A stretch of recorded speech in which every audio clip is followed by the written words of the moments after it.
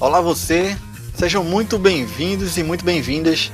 E nesse episódio de número 4, nós temos mais uma entrevista, desta vez com o João Marinho Chinaski, baterista pernambucano, conhecido pelas bandas Decapoli, Os Variáveis e também está à frente das baquetas da Macuna Massa. Banda essa que eu tive inclusive a oportunidade de dividir em festival, dividir o palco também, foi um grande prazer.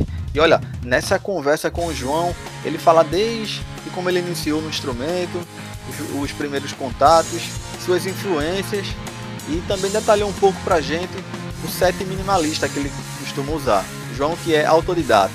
E além da bateria, ele também falou sobre a paixão que ele tem pelos quadrinhos, pelos discos, pela cultura pop de forma geral. Ele, que além de baterista, também é ilustrador. E nós tivemos uma conversa muito boa, vale muito a pena conferir. Então é isso, pega teu café, tua cerveja, enfim, e vem curtir mais um episódio aqui do Repercuta.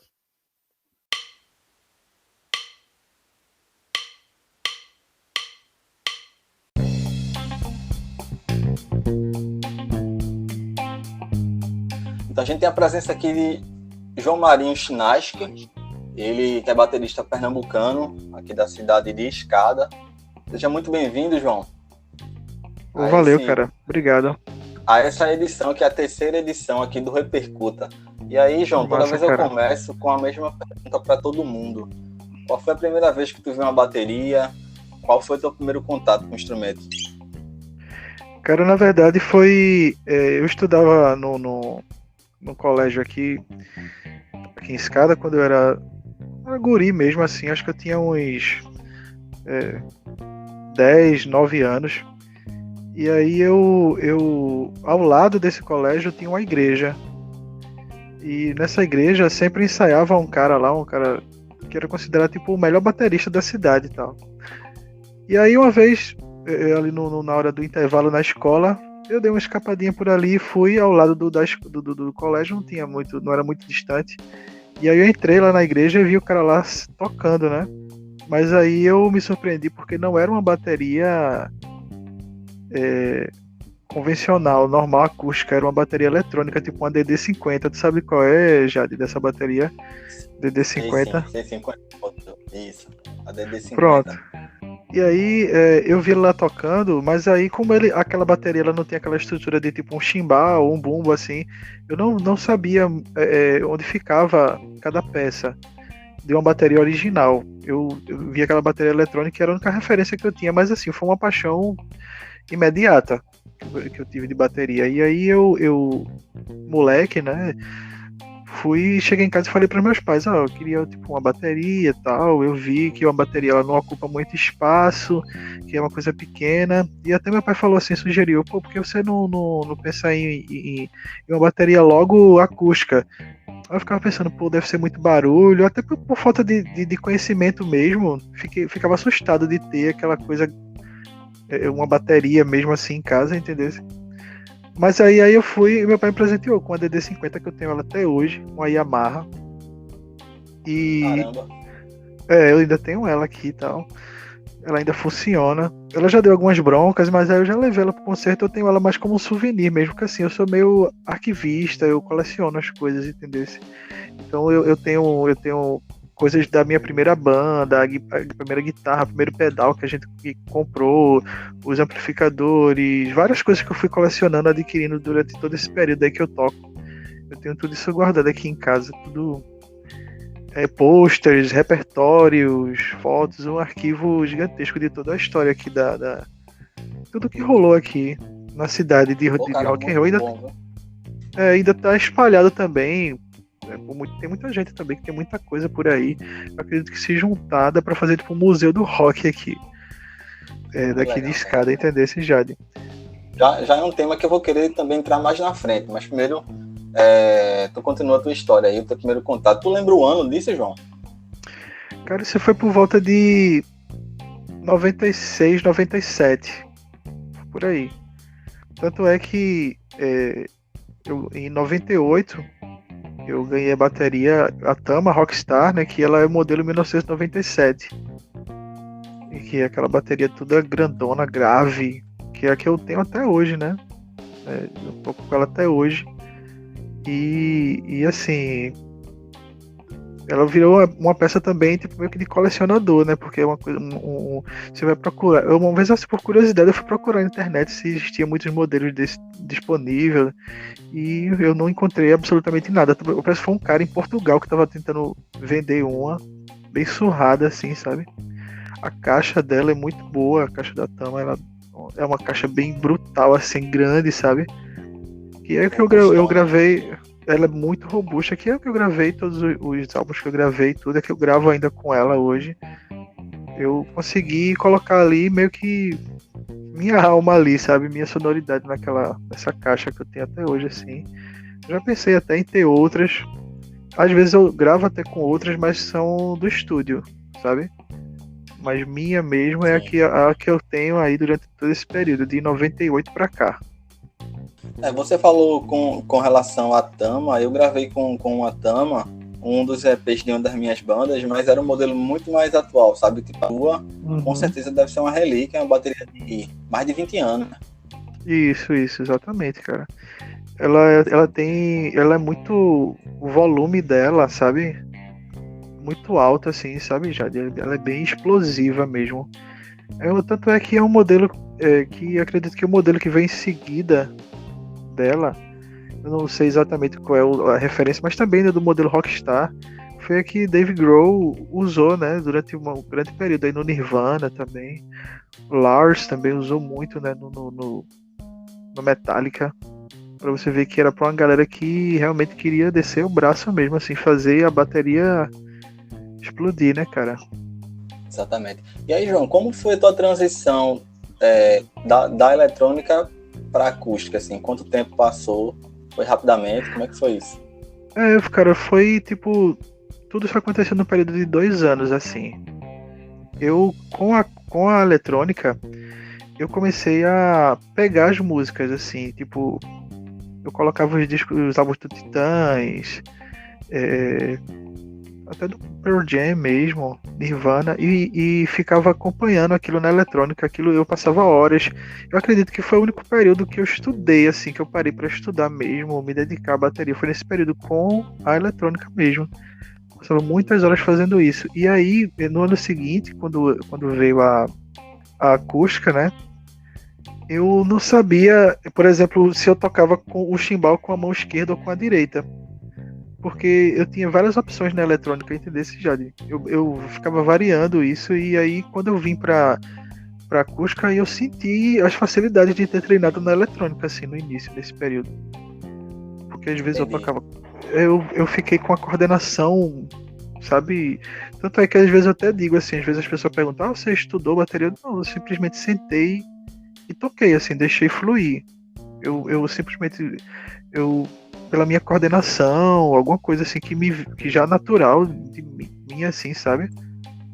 Eu fui descobrindo, e aí quando eu comecei a ter prazer de assistir shows, tipo VHS, tipo Guns N' Roses, de Nirvana, aquelas bandas mesmo daquela época, né? Que eram as bandas que faziam sucesso naquela época, Titãs, e aí eu fui vendo como é que a galera tocava a bateria, porque naquela época não tinha internet, a gente via através de VHS, alguma coisa que a gente gravava da MTV, sabe? Liga para E aí foi que eu fui descobrindo a bateria dessa maneira. Entendi. No caso, você tinha por volta de 10 anos nessa época, 97 no caso? Isso, por aí, cara. Só que, Sim. assim, uma coisa que era muito legal aqui é que a gente muito cedo, pelo menos a minha geração aqui no meu bairro, eram meninos, garotos, assim, muito antenados, cara, com a cultura pop. E, assim, a gente consumia muito aquelas coisas daquela época, que vinha dos anos 80, todas aquelas coisas que a mídia, tipo os quadrinhos, os álbuns de figurinhas, acho que a gente sempre estava ligado nisso, nas bandas, era tipo os jogos de tabuleiro, tudo que rolava muito naquela época. Então, é, por ser também uma cidade do interior, digamos assim, a Escada não é bem cidade do interior, né? Acho que nem é. Mas a gente tinha. A gente usufruía muito essa forma de entretenimento, pelo menos aqui no bairro, que o nome do meu bairro aqui é Coqueiro. Aqui no bairro do Coqueiro era uma turma de moleques assim, cara, que se reunia muito pra trocar fitas. Ficava fazendo esse tipo de coisa, fazer montagem com as fitas, entendeu? Isso era muito ligado à música, cara. Isso eu acho que eu nasci num bairro assim, bem meio que privilegiado, inclusive pelos meus tios também, muito ligados à música. Meu pai também era colecionador de discos. E a gente era realmente nessa época muito antenado por tudo isso, cara. E assim, para quem tá ouvindo, João, além de baterista, ele também é desenhista, ilustrador, artista gráfico. Então, assim, acredite, João, você tem a possibilidade de explicar melhor como é que, assim, tudo isso veio ao mesmo tempo, né? A música veio atrelada a todas essas outras formas de arte, não é isso? Exato, cara. Eu também desde cedo me descobri como ilustrador, desenhista, né? E também pelo fato de ser arquivista, de estar sempre arquivando, eu tenho os meus desenhos desde criança até hoje, assim. A minha mãe também me ajudou a guardar, né, tudo isso, né? E depois que eu casei, né, que fui morar só, eu permaneci com tudo, cara, com tudo e realmente eu observo, revisito as coisas do passado, às vezes pego até novas influências de coisas que eu já fiz, porque eu desenhava muito, eu tenho muito material e às vezes eu uso isso para uma capa de um álbum ou alguma capa de um livro, alguma coisa do tipo, mas sempre dentro daquele meu universo ali que meio que tem as minhas características, as minhas vivências, as minhas influências de toda essa coisa toda que eu venho carregando durante o tempo aí. A gente vai falar mais pra frente da Macuna Massa. Enfim, para quem não conhece o João também, o trabalho dele, você percebe que toda a identidade visual da Macuna Massa, João é responsável, não é esse, João?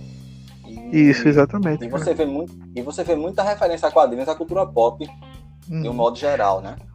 E aí, João, quer acrescentar mais alguma coisa? Pode falar.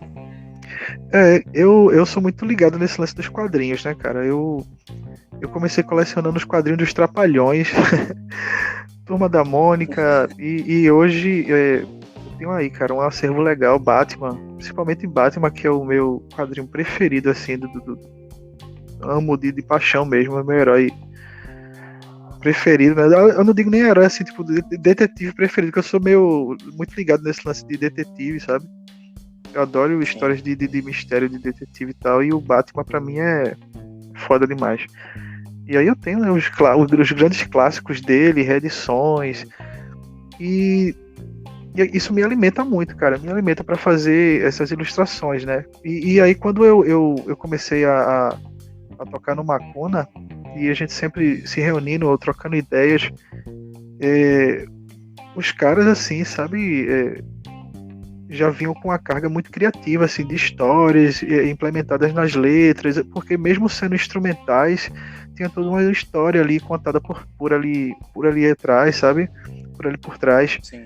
E aí, como eu também já vinha com esse meu universo ilusório, sempre li muito, sempre muito ligado, aquilo ali para mim era um parque de diversões, assim, de pegar todas essas ideias, incorporar também as minhas ideias e poder ilustrar isso nas capas, nos posters, sabe? E principalmente, cara, por ser muito fã do Pearl Jam, que é uma banda que todos os shows tem um pôster exclusivo, assim, deles, e são pôsteres sempre muito incríveis. E aí foi que eu fui conhecendo...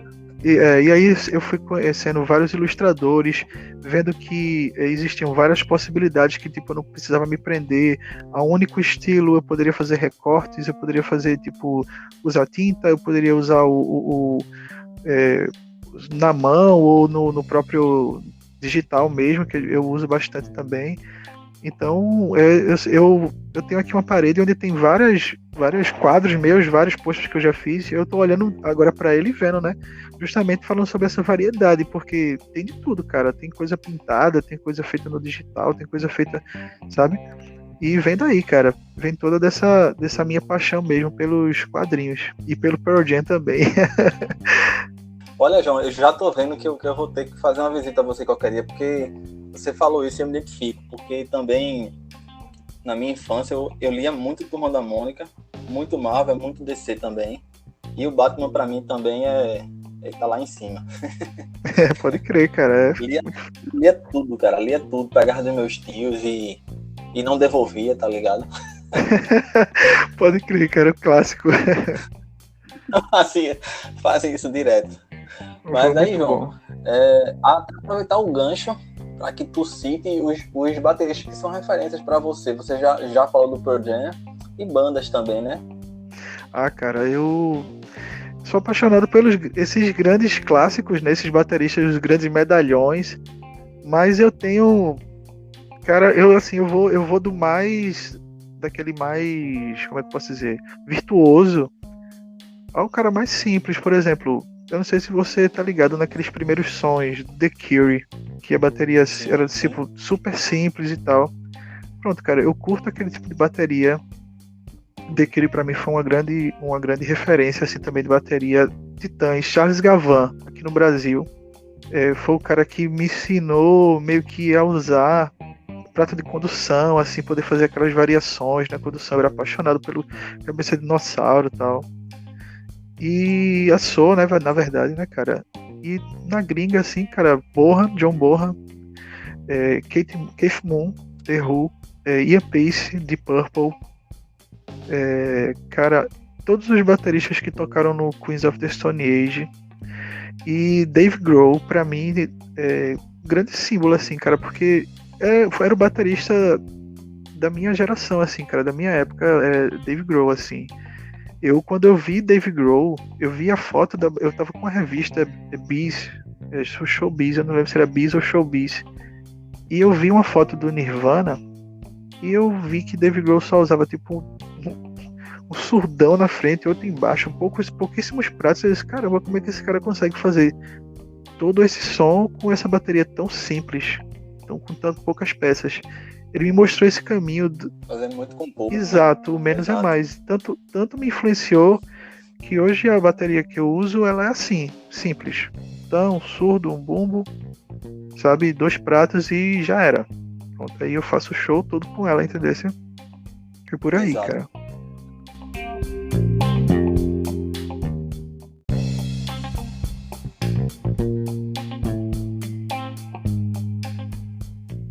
Eu lembro que assim, a gente tocou junto em 2019 num evento aqui em Recife, e eu lembro que a gente tocou antes, a minha banda tocou antes, e aí logo após tu vieste para montar a tua configuração lá do teu set.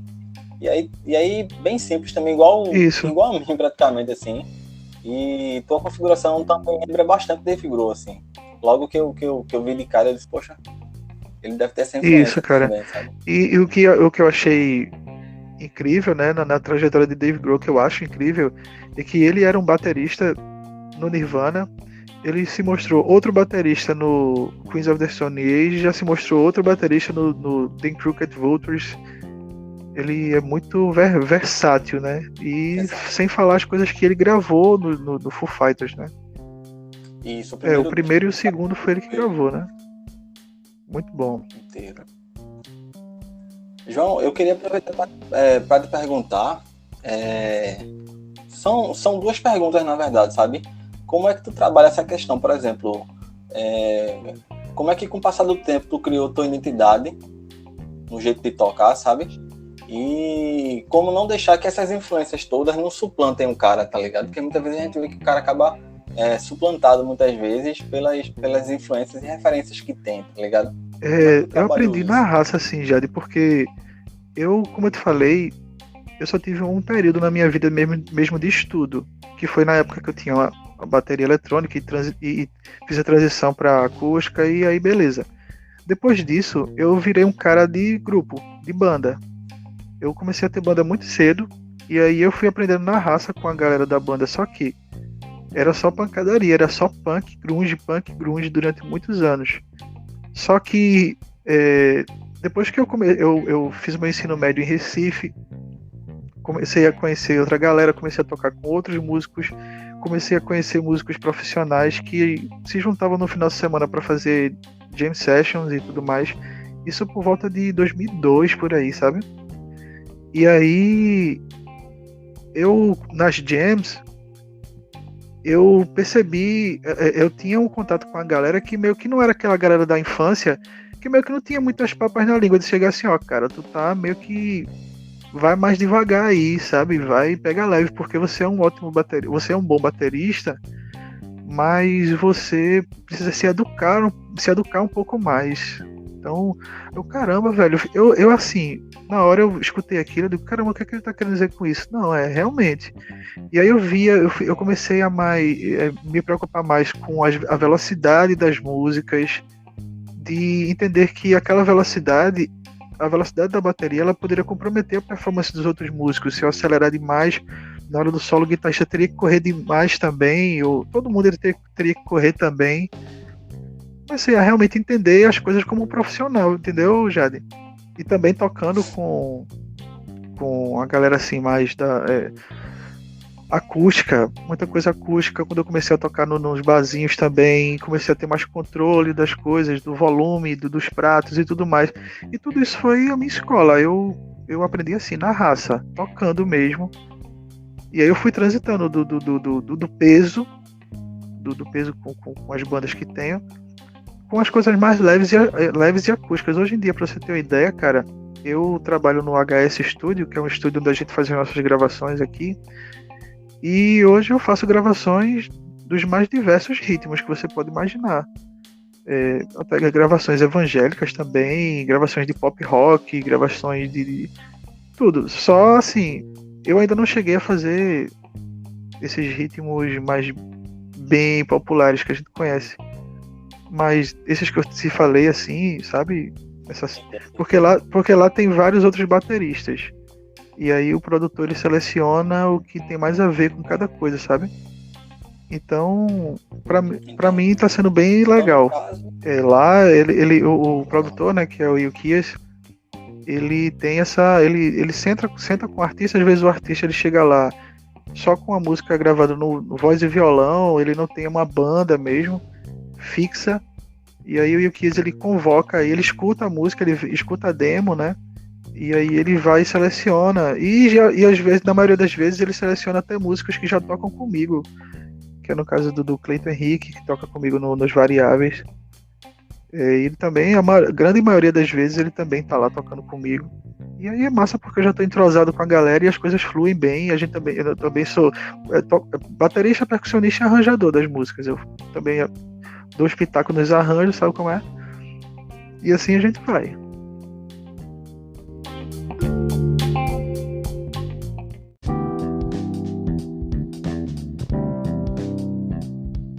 Para quem não conhece, é uma cidade que fica a 60 km de Recife. Nunca visitei, espero visitar um dia.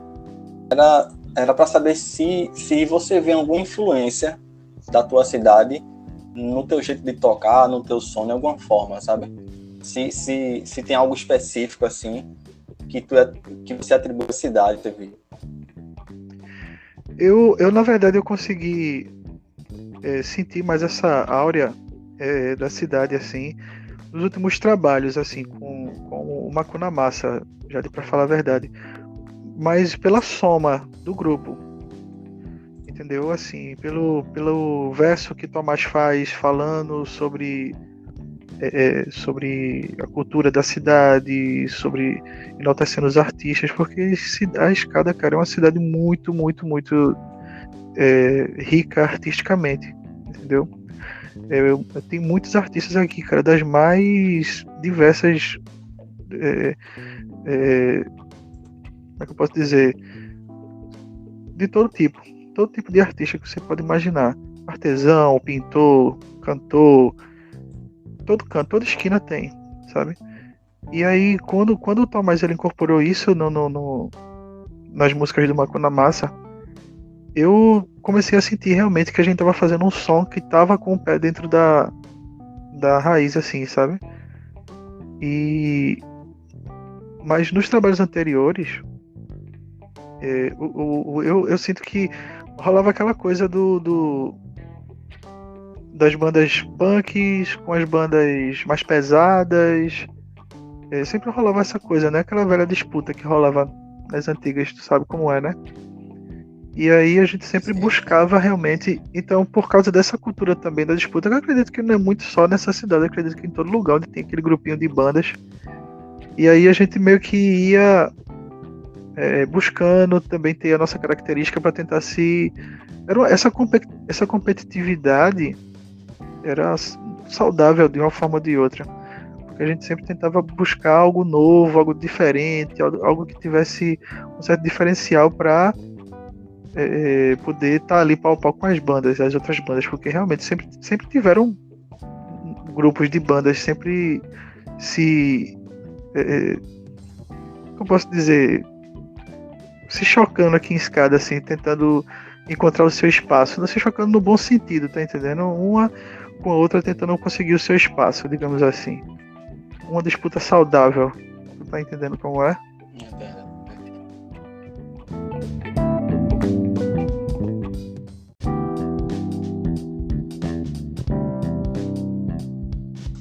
E aí, João, agora a gente tem um pouco para falar das bandas que tu toca e que tu tocou também, né? Queria começar pelas que eu acredito que não existam mais. A Def Calabar, não é isso? Mais antiga, né? Isso.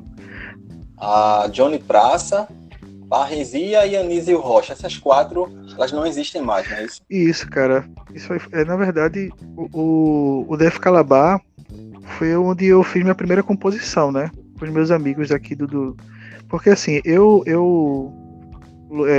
naquela época, quando eu era adolescente, eu treinava Kung Fu. E aí, dentro daquele grupo da galera do Kung Fu, tinha uns carinhas bem ligados na música, que sabiam falar inglês. Aí eu fui me aproximando daqueles caras ali, via que eles tinham coleção de discos, muita coisa. Então, eu comecei a frequentar muito a casa dessa galera, que é onde era o guitarrista do Def Calabar. E o baixista já amigo de sala dele, colega de sala dele, estava sempre por lá. Então, sempre que eu saía do colégio, já era certo ir para casa dele. É Sávio Pedro, que também é um ilustrador sensacional. Ele agora mora aí em Olinda, mas inclusive ele fez as capas do disco do Decapoli, dos Variáveis.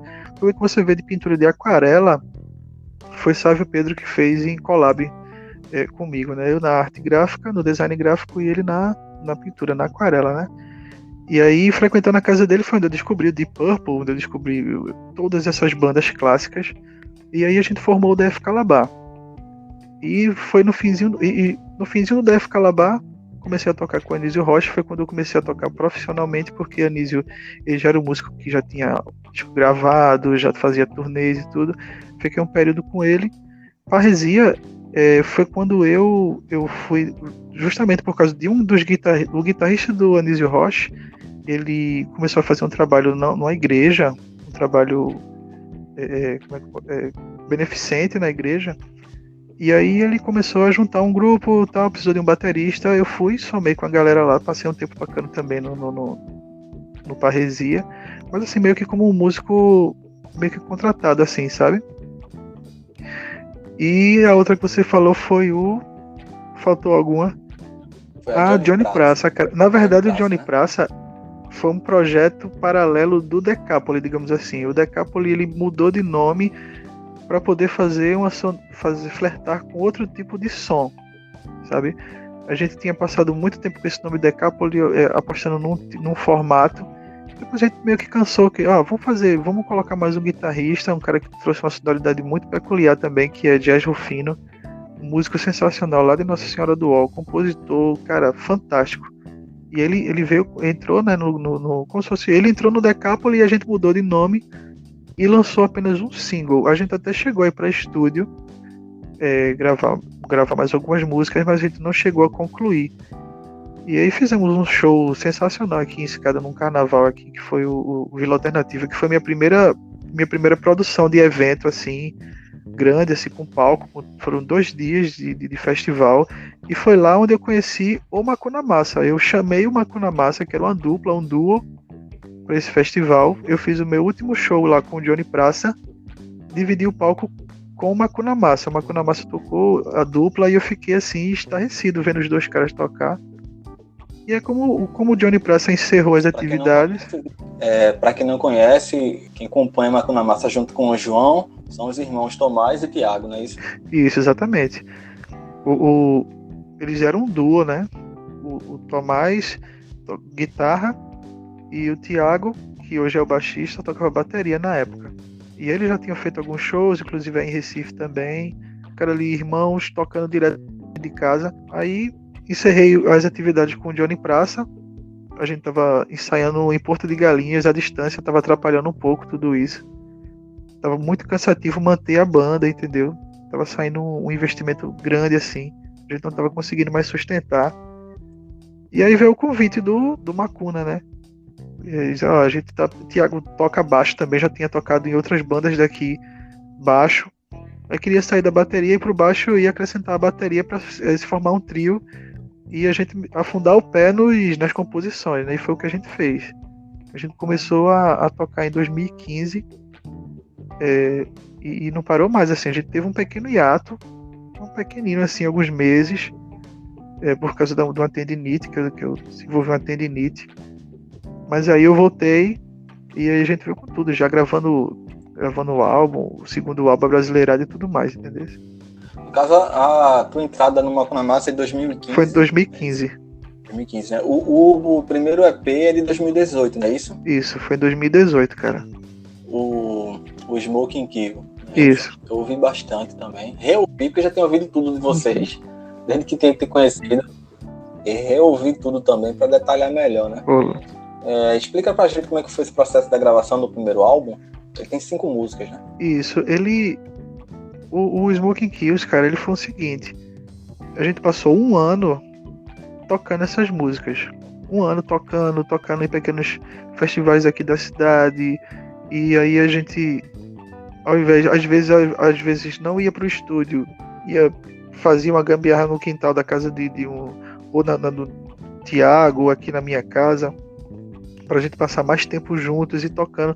Passamos um ano tocando incessantemente, assim. E aí a gente foi pro estúdio e levou isso pra dentro do estúdio. O Smoking Kill é justamente isso, é a gente entrosado, vindo de um ano inteiro tocando numa seca danada. Aí o Yukias ligou o microfone e a gente gravou o Smoking Kills praticamente ao vivo, realmente foi ao vivo. Teve overdubs porque depois colocou mais uma guitarra, né? Tem mais algumas camadas de guitarra, outras guitarras, tal, que o Tomás colocou. E alguma percussão que eu coloquei, um carrom aqui, uma coisa ou outra, uma pandeirolazinha e tal. Mas o Smoking Kills foi isso, cara. E foi muito bom porque o Yukias, que é o nosso produtor lá no estúdio, ele já tinha gravado as primeiras demos da primeira banda, antes do Macuna Massa, cara, que era uma banda que o Tomás e o Thiago tinham, que era uma banda chamada Cota Zero, que era uma banda de punk rock hardcore. Foi praticamente a banda que inaugurou o estúdio, né, nos primórdios, e o que já tinha feito esse trabalho com os meninos. Tinha gravado já comigo também o Johnny Praça, sabe? O single do Johnny Praça foi gravado lá também. Então tudo foi uma soma, todo mundo ali era como se fosse o Jaque da mesma gangue, tá ligado? E fluiu, simplesmente fluiu. Eu ouvindo, você falou isso e faz todo sentido, porque você ouve o Smoking Kills, você percebe aquela coisa quente, assim, do momento ali, sabe? Parece que tá num show, assim, sabe? É bem, bem vivo, assim, não é nada montado, não tem muito elemento de pós-produção, dizendo assim. É bem crua mesmo, sabe? No sentido de ser bem vivo mesmo ali. E pra mim, o Macuna Massa acho que reflete entre essa coisa, né? Do hardcore, o stoner também. Eu sinto isso de vocês. Mas que também tem elemento de surf rock também. Se eu estiver falando besteira, você me mas é isso mesmo. Essas áreas eu acho muito interessante a mistura que dá. Pois é, cara. A galera que curte música por aqui e tal, você sabe, a Recife, a Olinda, quem é nordestino, quem gosta de música por aqui, quem cola com a gente sabe. Pô, gosta não só gosta puramente de rock. Gosta pô, você pode estar ali na festa da Lavadeira, quando tinha nas antigas, a gente ia muito, quando era na Praia do Pave, a gente absorvia muito aquela coisa do maracatu, do show de Lia. Pô, a gente sempre, carnaval, a gente tem, caramba, nós somos aqui privilegiados de ter o carnaval que a gente tem. Poder chegar ali e ver uma diversidade tão grande de bandas, de influências e tudo, a gente sai misturando tudo. O Thiago vem com a bagagem dele. Tomás também, cara, Tomás, ele, assim, ele vai do thrash metal, sabe, pesadão, aí daqui a pouco tá escutando uma cúmbia no mesmo dia, e isso é muito, e eu me identifico muito com isso também, né, e quando junta tudo isso, cara, dá essa coisa toda aí, e a gente pretende, cara, experimentar muito mais, assim, não que isso seja uma regra, mas é porque a gente já, pelo que a gente tem conversado agora, voltando esse grande, a gente tá podendo conversar um pouco mais e se planejar agora, né, que a gente meio que tá, não sei se eu posso dizer isso, a poeira meio que tá baixando com a pandemia, eu fico meio inseguro em falar isso, assim, eu não sei, mas a gente já tá com sede, já com vontade mesmo, já de pegar outros caminhos também, né, para aproveitar todas essas influências que a gente tem.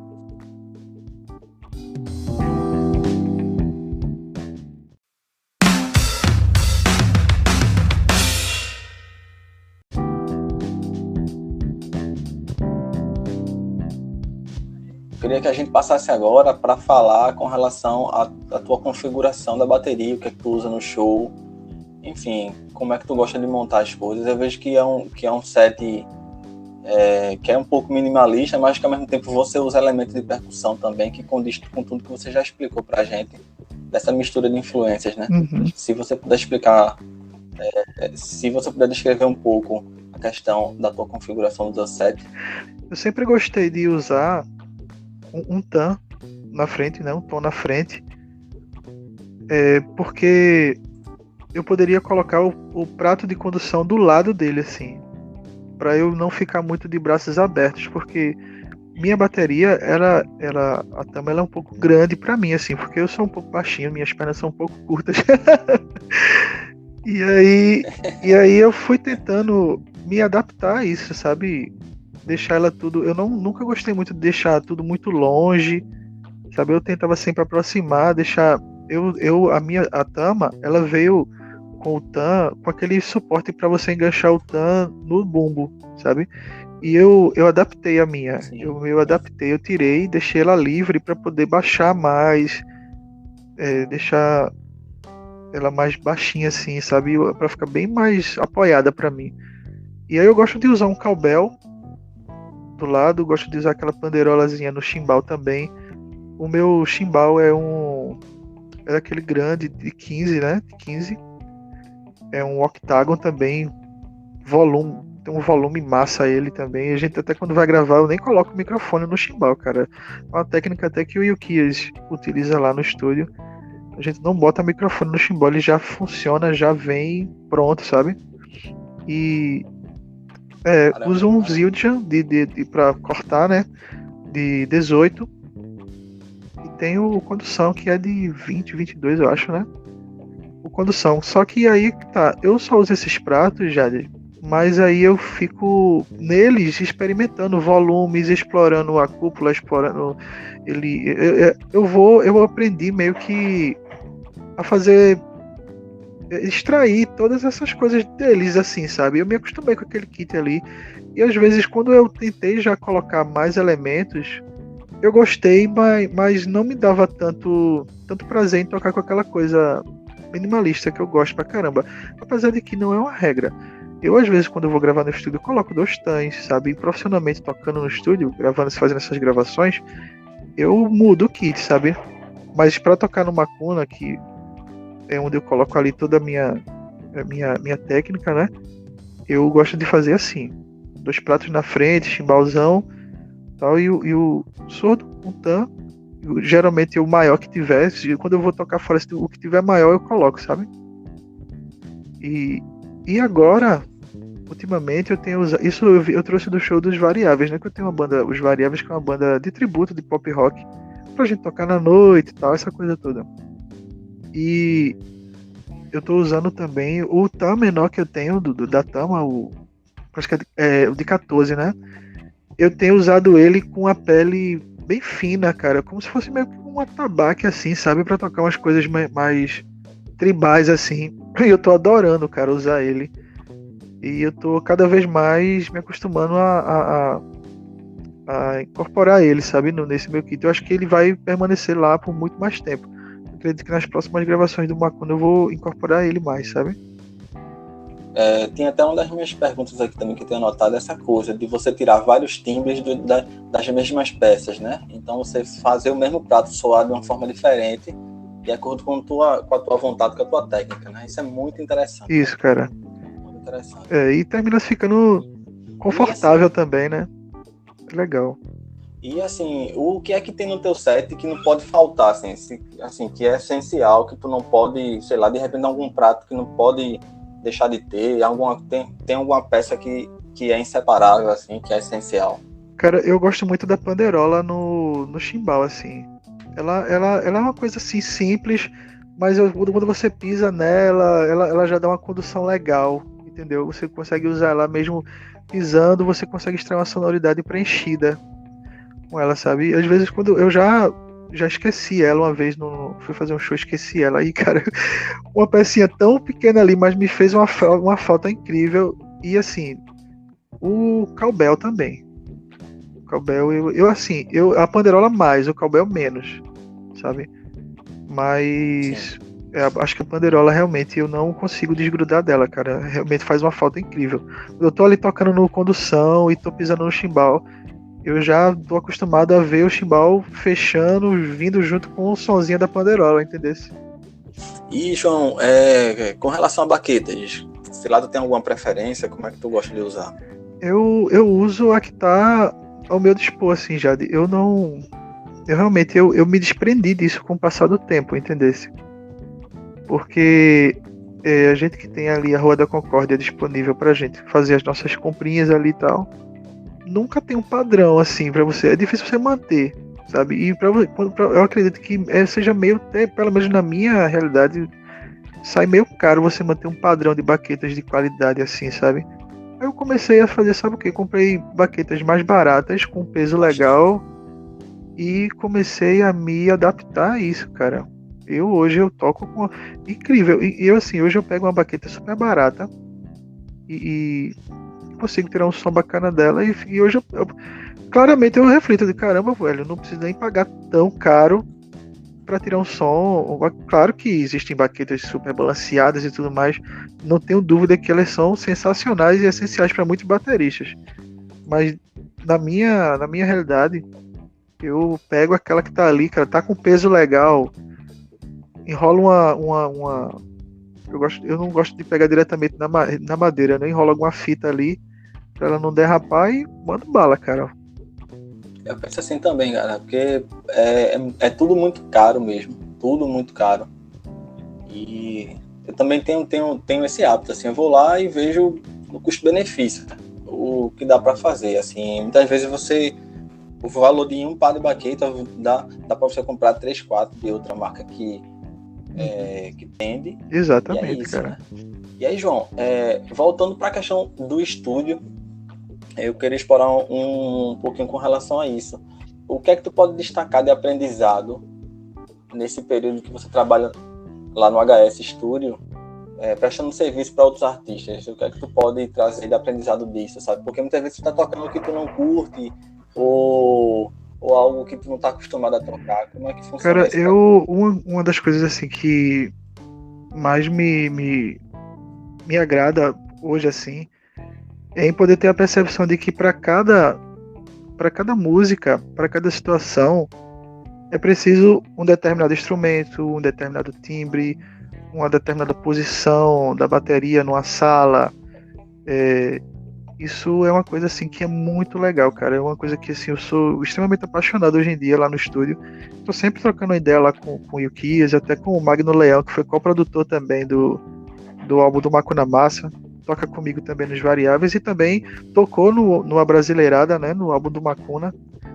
E ele é luthier também, né, e multi-instrumentista, luthier. E a gente tá sempre pesquisando, sempre tentando entender todo esse universo do estúdio, cara. E sempre tem algo para você descobrir. E é legal porque às vezes quando eu não tô tocando lá ou gravando, eu também às vezes estou vendo outras bandas ensaiar, bandas de outros estilos, E aí eu sempre fico muito ligado vendo até instrumentos de sopro que eu nunca vi, cara, saxofone, coisas incríveis, instrumentos lindos, maravilhosos, lá os caras levam lá, tocam percussão das mais diversas, sabe? Então você tá ali dentro daquele universo, tendo acesso a tudo isso, vendo aqueles caras incríveis tocando ali na sua frente, realmente é muito, muito gratificante, muito bom, sabe? E o equipamento também, né, cara? Descobrir o equipamento, aquela mesa e lá no HS o que usa a mesa analógica, ele grava também digital, mas também ele tem a opção do analógico. E é um universo, assim, um mundo de possibilidades. E principalmente, cara, o mais legal é que você vê o quanto a bateria é importante para todo esse processo, porque o que leva mais tempo, o que leva mais. Você descobrir o timbre da bateria, é o processo inicial de tudo, né? Na maioria das produções eu acredito que começa-se pela bateria e tal. E lá também a gente está sempre descobrindo distâncias de microfone, se ela nessa posição ela fica melhor, se ele não fica, tentando descobrir o melhor, trocando as peles também, se a hidráulica funciona, se a porosa funciona. E, cara, isso é extremamente maravilhoso, é muito bom.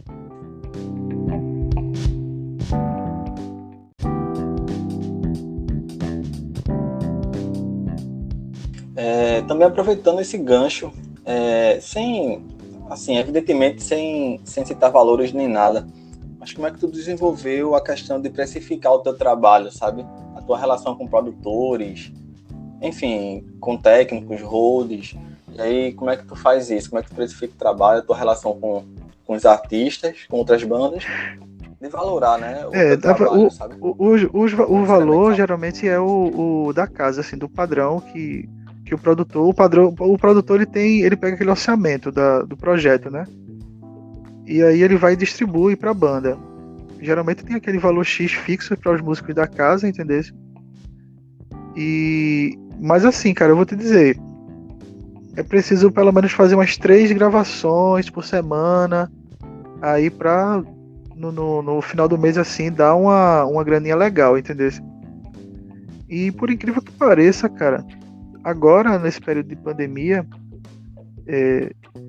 não as gravações presenciais não, mas agora, no final, né, nesse suposto final da pandemia, digamos assim, o número de gravações aumentou muito, cara, muito. Cara, cresceu porque eu acredito que muitos ficaram compondo, ociosos em casa, entendeu? E aí teve tempo para criar as coisas e tal, e aí tá procurando bastante o estúdio, então pelo menos nesse momento, e tá sendo legal para alavancar, né, cara, o cenário, porque tudo parou, né, para o cenário musical. Tudo parou. E a gente tá conseguindo agora aos poucos se reerguer, né? Claro, com os devidos cuidados, né? Não tá rolando aglomeração nesse tipo de coisa. E o Kiss, ela é bem cuidadoso com esse tipo de coisa. Mas tá fluindo, cara. Tá fluindo e a gente tá conseguindo, pelo menos tá dando pra se manter. Agora, os shows realmente tá fazendo muita falta, né? Muita falta. E assim, os valores que os variáveis têm, por exemplo, que é um show de pop rock, é uma banda de festa, é uma banda pra animar realmente festa, assim. Aquele valor específico, básico, que toda banda que toca na noite sabe, a banda que toca no burburinho, a banda que toca ali nos pubs de Recife, aquele padrão de sempre. Né? E no caso do Macuna é o caso do Buffalo Lecter, a gente sabe, é aquela paixão doida que faz a gente tocar, né? Não é? Que não tem explicação, né? Que não tem explicação. Aí onde a pergunta fica difícil.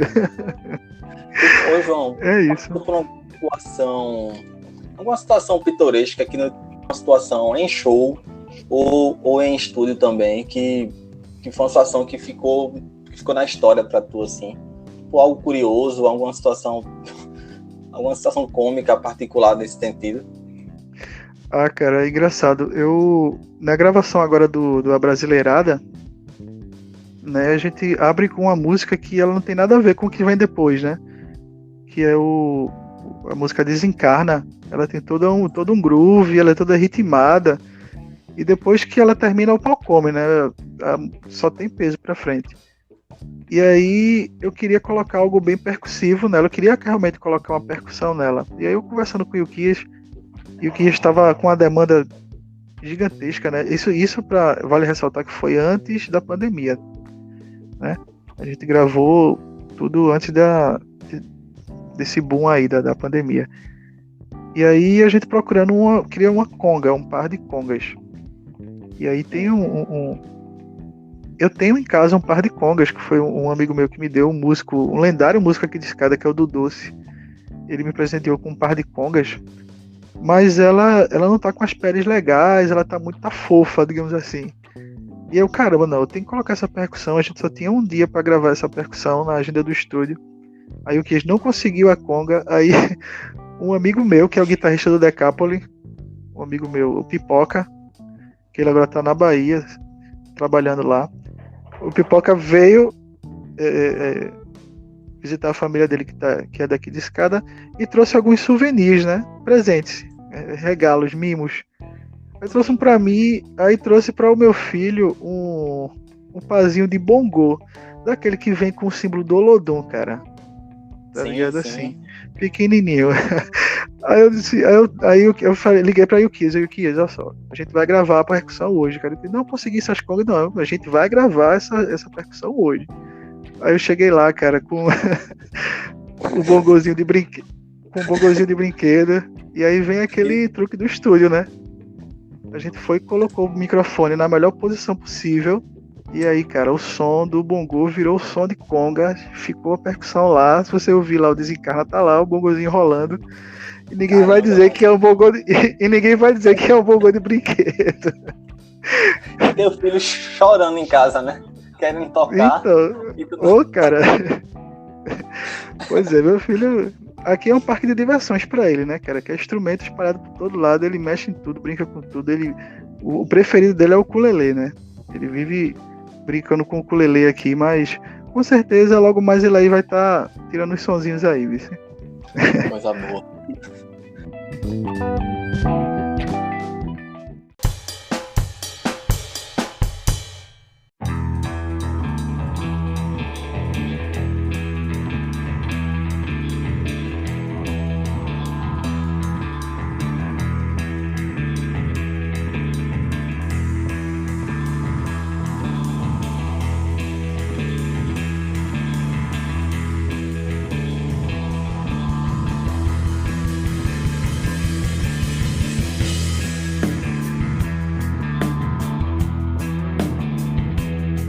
A próxima parte agora, essa conversa aqui com o João Marinho Chinaski, é para falar sobre o álbum mais recente da Macuna Massa, né? A Brasileirada, que é desse ano, 2020, né? É, esse ano, cara. Então, como é que foi o processo dessa gravação? O que é que foi... O que é que rolou de diferente com relação ao primeiro? Cara, foi o seguinte, o primeiro, a Brasileirada, ele era meio que ia ser um álbum de sobras, de coisas que a gente não conseguiu encaixar no Smoking Kills. Mas, tanto é que, por exemplo, Charles Kreca, essas são uma das músicas, né? Charles Kreca, o Monstro do Lago, são músicas que a gente trabalhava elas, começou a tocar elas juntos em 2015, logo quando eu entrei pra banda. E os meninos meio que já até tocavam elas quando era em duo, sabe? Mas aí quando eu entrei a gente colocou todo o arranjo, definiu todo o arranjo delas e tal.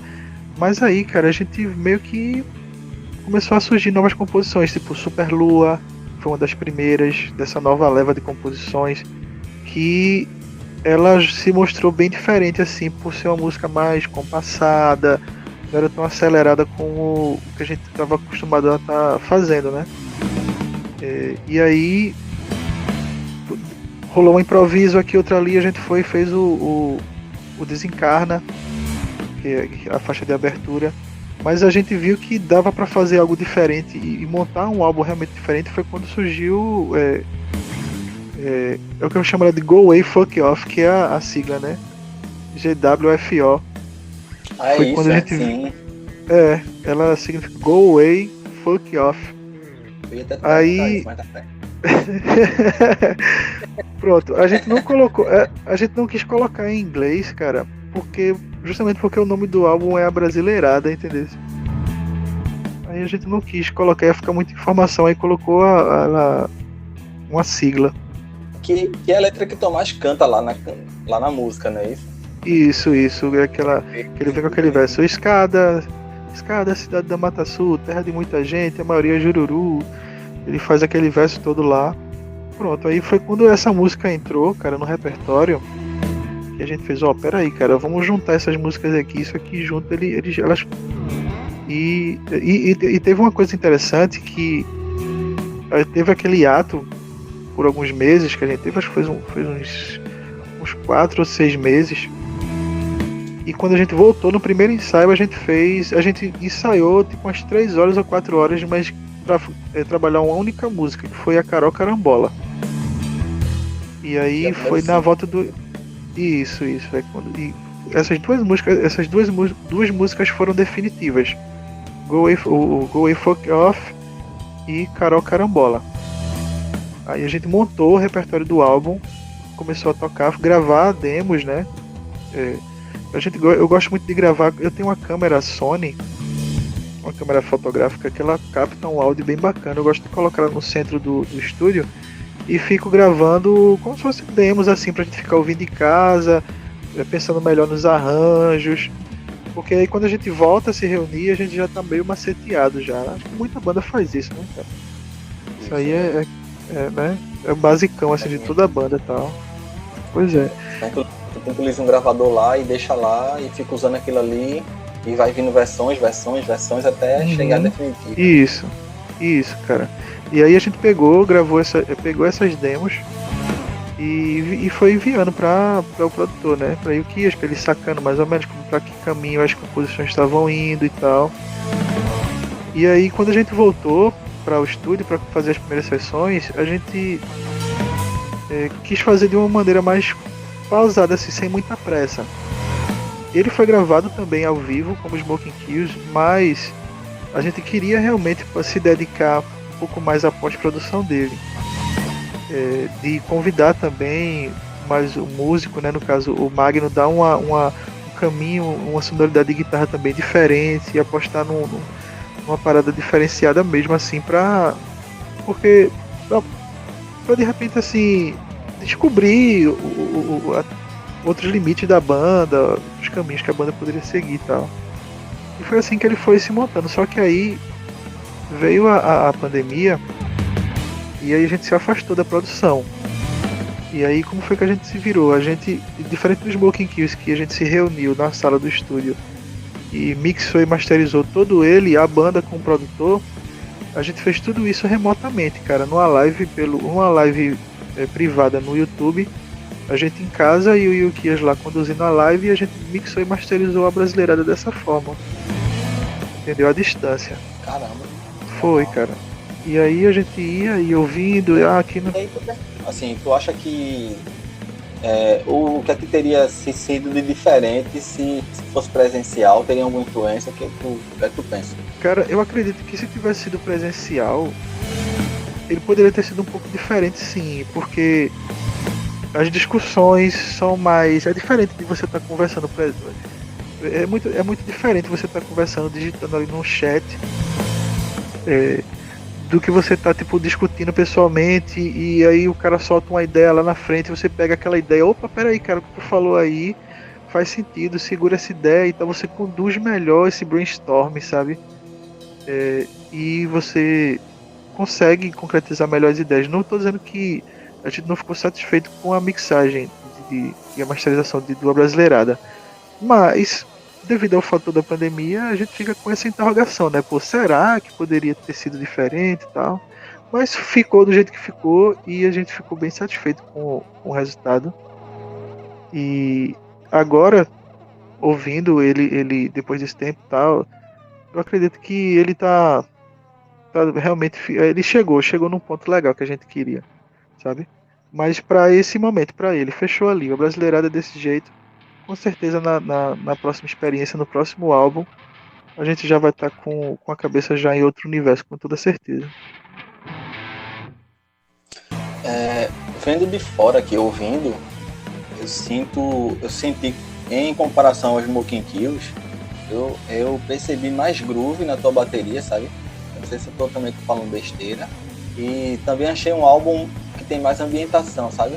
Superlua, por exemplo, é uma música que pra mim ela remete muito a um ambiente, sabe? A uma vibe, digamos assim, sabe?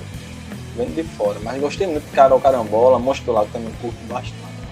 Pronto, esse elemento das ambientações veio daquele que eu tava te falando, dessas experiências do estúdio, e a gente sentiu que cada música precisa e a gente saber como tentar somar esse elemento. Peraí, a gente precisa de um som onde cria esse ambiente que o cara que manja disso é tipo o músico próximo da gente é o Magno Leão. Então o Magno trouxe essa guitarra que compõe toda essa parte da viagem de Superlua, né? Ele trabalhou junto com a gente essa parte. E também no finalzinho ali de Carol Carambola, eu não sei se você lembra, tem um verso também que o Tomás fala, né? Que é Carol Carambola, cara, custa corações, adoçada brasileirada. Quando ele tá recitando isso, aquele instrumental ali por trás também é a guitarra de Magno. Então o Magno ele tem esse diferencial. Então realmente foi uma soma que causou bastante diferença na conclusão do álbum, entendeu, Jade?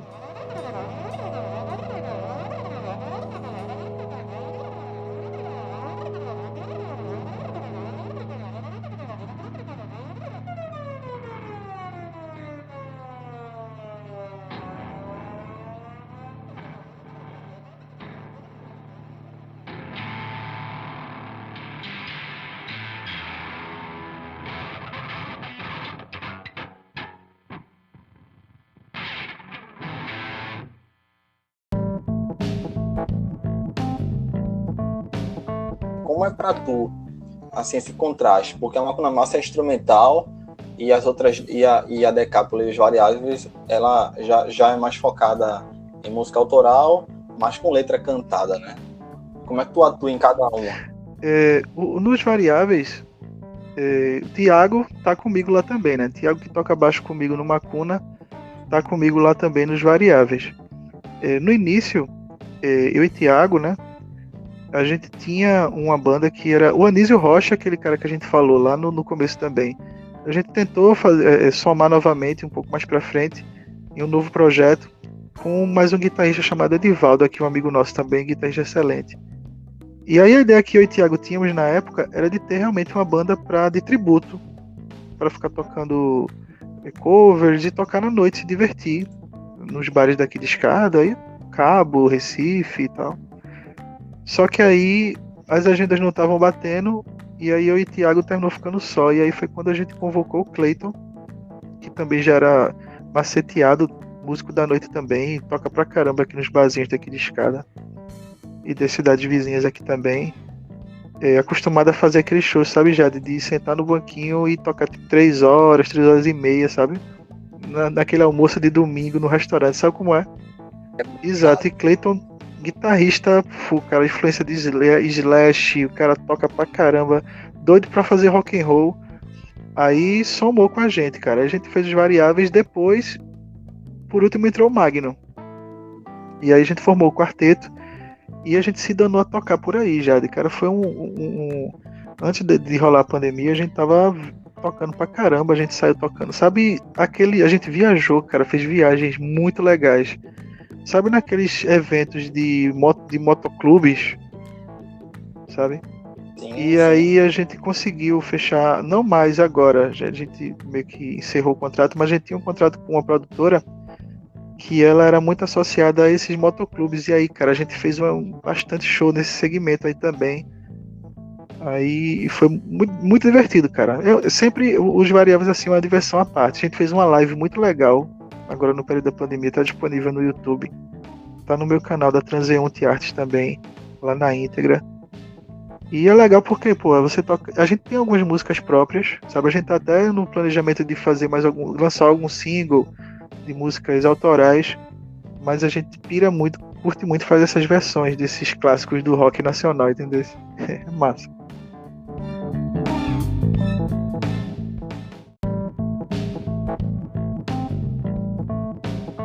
Passando para a parte dos shows, João, tu poderia destacar um show, assim, dentro dessa rotina toda, a tua trajetória toda com shows. E se você puder até incluir também a Decápole e a própria Os Variáveis. Mas aí eu destacaria um show que eu lembro do tempo em que a gente já se conhece, esse pouco tempo, o show lá da Macuna Massa no Pré-Amp, né? Isso, cara. Tocado em 2019. Isso. Se tem algum show marcante pra tu, enfim, alguma situação engraçada, alguma situação bem particular, assim, eu vi em shows que você fez. Cara, eu vou dizer pra vocês, shows, assim, emblemáticos da minha vida, acho que foi na melhor fase da minha vida, assim, com a música, foi na época do Decápole.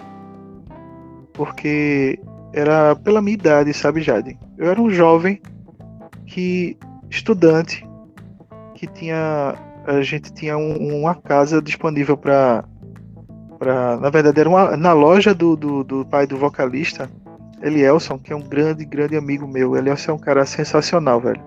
Um amigo meu de longas e longas datas. E o pai dele tem uma loja ainda aqui. Esse cara aqui é uma loja de imóveis. E em cima no depósito tinha um espaço onde ele construiu tipo um tapume assim e colocou a banda dentro ali.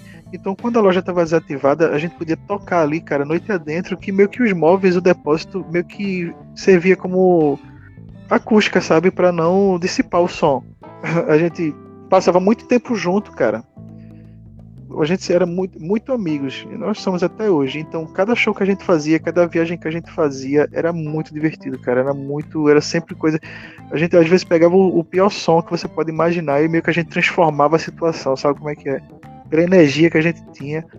Teve um show com o Decápole, por exemplo, que foi na Rua da Moeda, num bar que quem é das antigas de Recife sabe que é um bar Novo Pina. É um bar que tinha nas antigas lá na Rua da Moeda, e a gente fez um show lá, cara, que foi incrível assim, porque eram bandas todas de Recife, e a única banda que era de outra cidade era o Decápole. E a gente terminou ficando por último, e era como se fosse uma seletiva de bandas, sabe? Por esse fato, a gente não tava combinado da gente tocar por último assim, mas não era que a banda ia tocar por último, não era porque era a melhor banda ou porque ia fechar, sabe? Era porque realmente era pra, tipo, tocar na poeira mesmo, sabe como é, Jade? A gente meio que sentiu isso. A gente subiu, cara, com sangue no olho, cara. Sangue no olho, assim, no palco. E foi um dos shows mais loucos que eu fiz na minha vida, cara. Foi na Rua da Moeda. Mas, passando mais pra frente, veio o show do Pré-Amp com o Macuna. E a experiência legal que eu trago disso, assim, é ter o contato com toda aquela estrutura, né? Toda aquela estrutura sensacional que tem naquele palco ali do Pré-Amp, que é o palco do Hack Beat, né? E assim, cara, foi uma experiência muito, muito bacana. Foi bastante divertido também pra gente e tal. Tá ali no camarim, tá ligado? Porque tu sabe, quando se junta, né, esses cabas, tu sabe que é só molecagem, fuleiragem o tempo todo. E aí a gente tá sempre nessa, cara, é massa.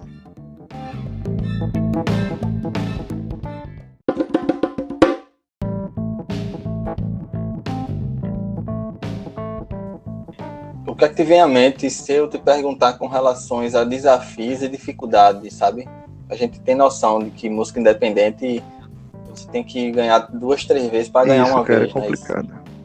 Enfim, quais são as dificuldades assim, que tu viu nesse período, até hoje, claro, e os desafios que tu viu assim, na coisa de ser baterista, enfim, né? Cara, eu acho que a grande dificuldade que, pelo menos eu posso dizer, é assim, o valor do investimento, assim, de você manter uma carreira artística, uma banda, uma estrutura, porque tudo, cara, tudo envolve valores altíssimos, uma dedicação, assim, sabe, de vida, de você entregar a sua alma mesmo, a sua vida, aquilo ali, para que aquilo ali realmente dê certo. É uma coisa que você tem que fazer realmente com muita paixão, com muito amor, porque eu acredito que senão não vai daqui para ali, sabe como é? E a grande dificuldade justamente é essa, cara. A gente tá no país meio que tá meio desacreditado da classe artística, né, cara? E a gente vive numa batalha, numa luta Se já era difícil, né? Agora parece que tem piorado bastante. E assim, a maneira também que a gente comercializa o nosso produto é uma coisa muito louca, assim, né, cara? É como se a gente meio que estivesse dando de graça, né? O tempo inteiro e a gente meio que. Verdade. E a gente meio que fica olhando, né? Pô, como é isso, velho? É assim que se trabalha, tá? Então vamos fazer. Você tem que estar sempre descobrindo meios e modos de. Claro, dá pra ser lucrativo? Dá. Dá pra viver? Dá. Mas aí é que tá, brother. É trampo. Tem que tá ralando. Hoje, cara, eu vivo da arte, né? Eu sou designer gráfico e também tenho meu trabalho no estúdio. Mas é óbvio que eu gostaria de estar em turnê mundo afora com o Macuna Massa. Isso aí não tenha dúvidas, cara. E a gente tá trabalhando para isso, né, cara? Continuando gravando, compondo, fazendo as nossas músicas, porque a busca nesse objetivo é constante. É constante, porque não tem coisa melhor, né, cara? Pra gente que toca, tá no palco, tá se relacionando, tá nesse meio, é o que a gente quer, é o que a gente gosta de fazer, é o que a gente sabe fazer, né? Então, essa é o que eu desejo para todo mundo, cara. Que chegue nesse momento que, com certeza, vale muito a pena, é muito bom. João, você tem mais de 20 anos que já toca. Essa é uma última pergunta antes de entrar em outro ponto teu, que é o teu lado ilustrador, sabe? Tu tens mais de 20 anos já. Em que etapa da tua carreira tu acredita que tu tá? E se tu acredita que a classe baterística, se ela é unida, ou se já foi mais antes, ou se isso melhorou? Como é que tu vê isso? Cara, eu acho que hoje melhorou, assim, pelo menos na minha convivência, justamente pelo fato de estar trabalhando numa área onde transitam muitos músicos, assim. E às vezes, por exemplo, por exemplo, eu sou o músico da casa, do estúdio lá, e também tem outros. E você saber entender, tá rolando altas gravações que você não tá participando, e você entender que, tipo, aquilo ali não me cabia, aquilo não era para o meu estilo, aquilo ali não era. Essa maturidade entre os músicos, essa relação entre os músicos do estúdio, sabe? É uma coisa bastante saudável. Sempre gostei de estar gravando e produzindo essas coisas. Então, hoje em dia, cara, observe tipo o meu projeto com o Macuna Massa, assim. Eu sinto muito Macuna porque lá eu deposito muito, tanto o meu lado musical como o meu lado visual também, de ilustrador e tal. Então lá eu consigo compor, eu consigo tocar bateria, eu consigo fazer as ilustrações, contar um pouco da história da banda através das ilustrações e tal. Toda a parte de designer gráfico da banda é feito, claro, em conversa com os meninos, mas quem faz todo o trabalho gráfico sou eu. Então, não tem como não estar satisfeito com isso, cara. Você tá fazendo ali tudo que você gosta ali, tá tudo reunido numa parada só. E eu me sinto numa fase muito boa, cara, muito boa e assim, de muita vontade, né? Eu acredito que todos nós músicos, a gente tá passando meio que por um momento meio frustrante, assim, a gente não sabe direito como se planejar, a gente não sabe direito quando é que a gente vai, como é que a gente gosta tanto de estar fazendo show, né, cara? Isso foi tirado da gente, assim, de repente. Então, eu prefiro acreditar que realmente, estando com essa galera que eu tô hoje, cara, com esses músicos sensacionais que eu toco, essa produção massa que a gente tem à nossa disposição e tudo, eu acho uma fase muito boa, cara, que eu posso tirar muito proveito e acredito que é altamente promissora, sabe? Acredito que isso vai durar muito e ainda tem muito pano pra manga, cara. Acho que a gente tá só meio que começando, sabe como é?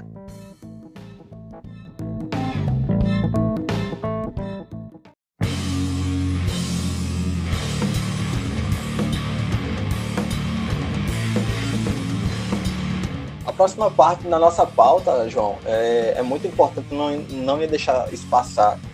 É que além de baterista, músico, arranjador, você também é ilustrador. Você trabalha com a parte de identidade visual.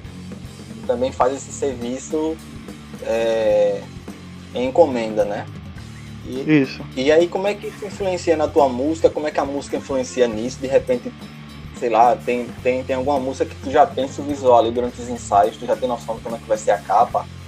Como é que é essa relação? Ah, cara, com certeza. Quando a gente tá trabalhando lá nas músicas, a gente meio que começa a discutir sobre o sentido da música, sobre começar mesmo, tirar uma onda, dizer, criar um personagem assim, feito tipo Surf Daisy, que é a música que fecha lá o EP, o Smoking Kills. A gente meio que tinha a Daisy como uma musa tal, e contava uma história lá com a Daisy e tal. E com a Carol Carambola também, entendeu? Como se tivesse todo um Macuna verso ali que a gente fica meio que tirando de onda, sabe, no estúdio. E aí é nessas conversas que eu vou meio que rabiscando na minha cabeça as ideias para um pôster, para uma capa, e aí a gente vai. E também sempre pedindo, né, pra galera, pô, e aí galera, vocês pensaram em alguma coisa, tipo, é porque eu não posso falar muito agora. Nos próximos trabalhos gráficos da banda vai ter uma participação bem maior aí de um dos membros da banda. Mas isso vai ser meio que inédito, porque geralmente, porque na maioria das vezes são ilustrações puramente só minhas e tal. E aí a gente tá tentando pedir um pouco mais da participação da galera, ó, vamos fazer assim até pra de repente já vem outra coisa, né, cara? Já vem outro caminho também. E aí vai ser uma collab aí que eu vou estar fazendo com o Tomás. E aí vai ser bem legal. Mas enfim, Jade, as influências é tudo isso, cara, que a gente vem conversando, sabe? Eu vou buscando inspiração em tudo, cara, tudo que você pode imaginar. Uma das coisas que eu gosto muito de ilustrar são... eu gosto de não seguir muito uma linha assim de esboço para depois cobrir. Eu gosto de fazer o desenho, como quem diz assim, numa lapada só. Eu pego a caneta Unakin e aí eu saio desenhando e eu não corrijo, tá entendendo?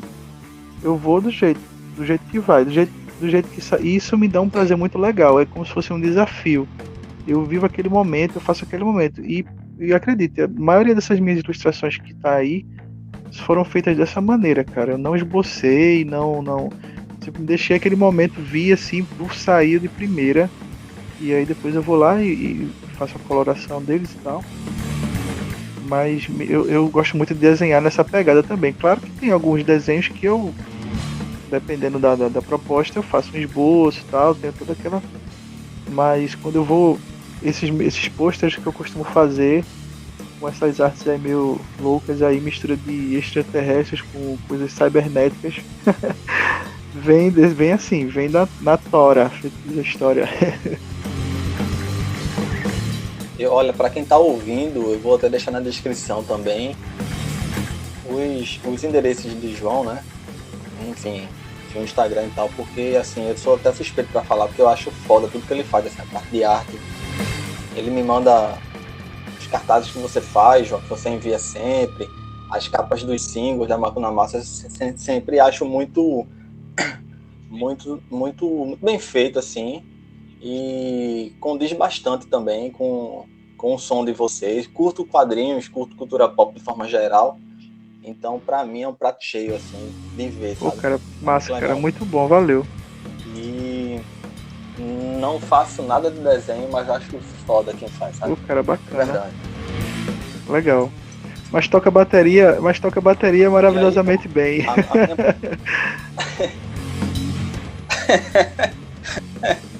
Tamo junto.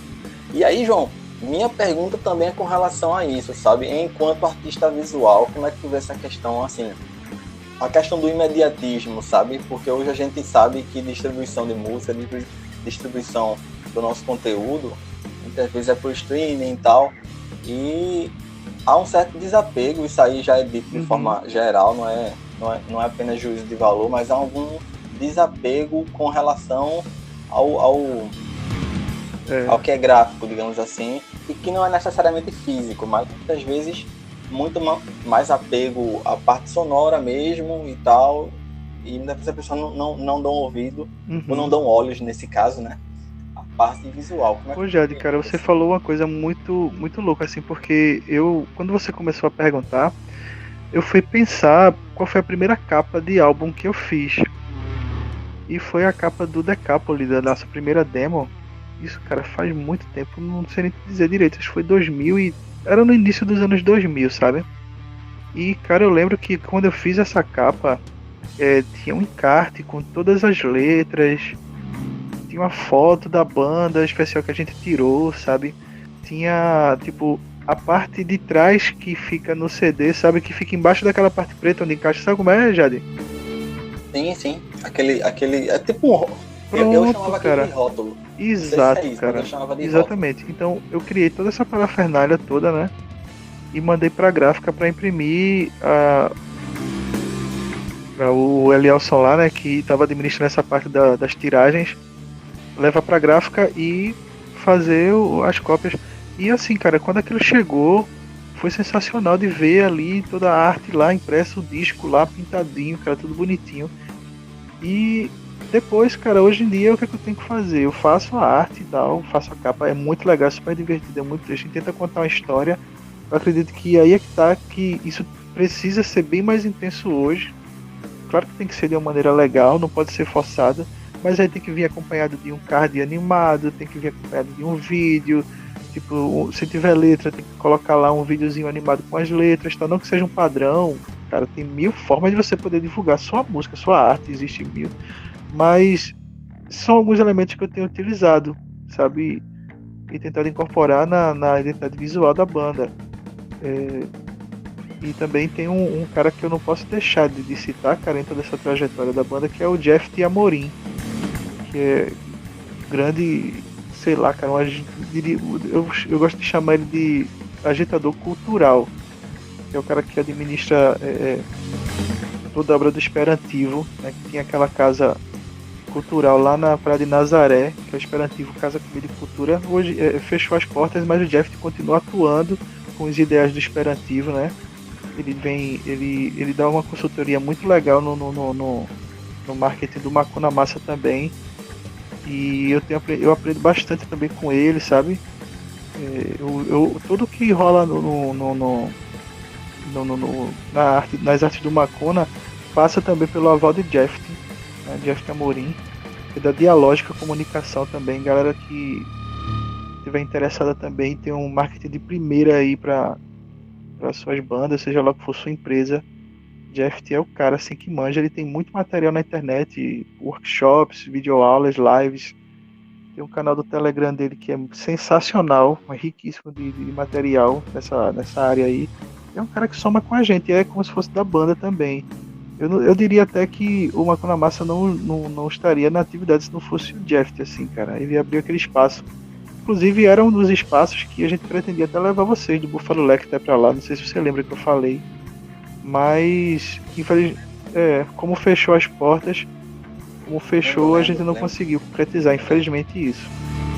Mas também é um grande parceiro aí meu nessa parte de identidade visual do Macuna. Ele tá sempre dando um toque.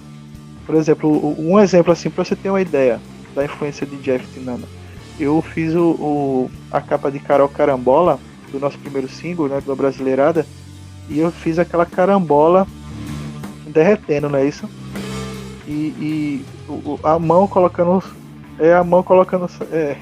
isso. Negócio de bebo mesmo, assim, colocando salzinho na carambola pra tirar gosto. Da capa do single de Carol Carambola, que é aquela mãozinha derrubando salzinho em cima da carambola. Ela não era derretida assim, ela era uma carambola, era tipo uma foto de uma carambola mesmo, com uma coloração que eu coloquei lá. O Jeff fez, pô, cara, essa carambola poderia estar derretendo e tal, já dá um certo psicodelismo, porque ele vai nessa vibe, sabe? Ave Sangria, Anjo Gabriel é a pegada do Jeff também, apesar dele curtir pra caramba também hardcore, peso, stoner. Aliás, ele curte de tudo, cara, de tudo que você pode imaginar. Isso é muito legal na hora de também gerar influência assim, então. E aí eu fiz a carambola derretendo, cara, e aí fechou a capa. Eu já abandonei o lance de trabalhar com fotografia e fiz tudo ilustrado, sabe? Peguei o nanquim, comecei a fazer as ilustrações e colorir digitalmente, sabe? Me deu uma virada assim na minha cabeça. Eu, caramba, realmente é isso. Eu vou derreter a carambola e vou começar a fazer umas coisas mais com cores mais ousadas. E aí fui embora, abriu minha cabeça assim, deu um norte. Aquilo ali de cara eu lembrei que lá na casa do meu avô, quando meu avô morou, tinha um pé de carambola, velho, e eu subia no pé de carambola, comia carambola o dia inteiro. E quando não Aham. tinha paciência pra esperar ela ficar madura, eu metia sal nela também. Pô, cara, eu quero deixar registrado uma Não era história interessante carnaveiro, a mas respeito fazia dessa do mesmo capa jeito. da capa do Abrasileirada, que também tem a carambola, a foto da carambola realmente, né? É que aquela carambola, cara, ela ia ser um desenho. Isso na capa mesmo do álbum, tá? No Abrasileirada. Aquela carambola para conseguir aquilo ali, Tomás pegou a bike dele e saiu por aí por dentro do matagal aí, cara, dos antigos engenhos aqui de escada, estão desativados, mas ainda existem os espaços, as comunidades e Caramba, tudo. E o Tomás, ele é muito trilheiro, né? Ele gosta muito de pedalar, off-road, assim.